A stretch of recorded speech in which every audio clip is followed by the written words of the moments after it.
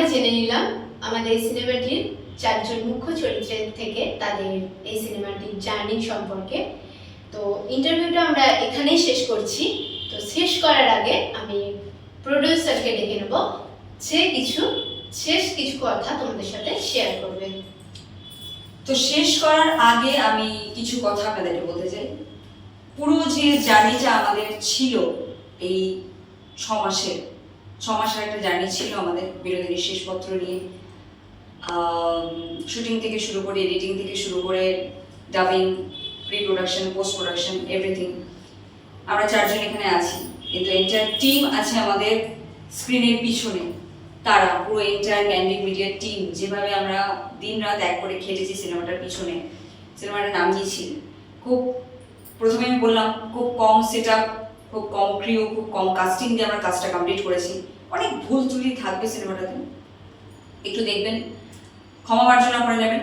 আর আরেকটা জিনিস, 5 এপ্রিল কিন্তু সুজাতা দেবী স্মৃতিসদনে গ্র্যান্ড প্রিমিয়ার হতে চলেছে বিনোদিনীর শেষপত্র।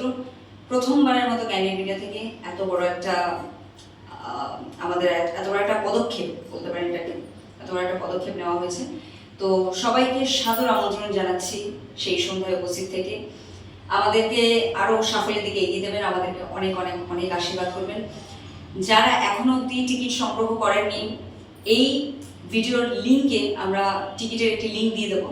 যারা এখনো অবধি টিকিট সংগ্রহ করেননি তারা সেই লিঙ্কটাতে ক্লিক করে টিকিট কেটে নিতে পারেন অনলাইনে, বা যদি মনে করেন যে টিকিট কাটতে পারছেন না, সেক্ষেত্রে আমাদের ডিরেক্টরের নাম্বার দেওয়া থাকবে এবং আমাদের ক্যান্ডি মিডিয়া ব্যাক অফিসের নাম্বার দেওয়া থাকবে, সেখানে কল করে আপনারা টিকিট কেটে নিতে পারবেন।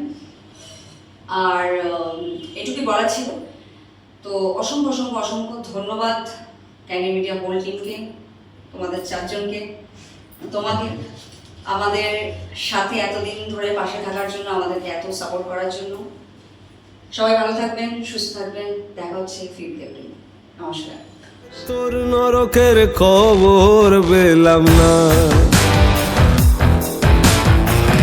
তোর নরকের খবর পেলাম না।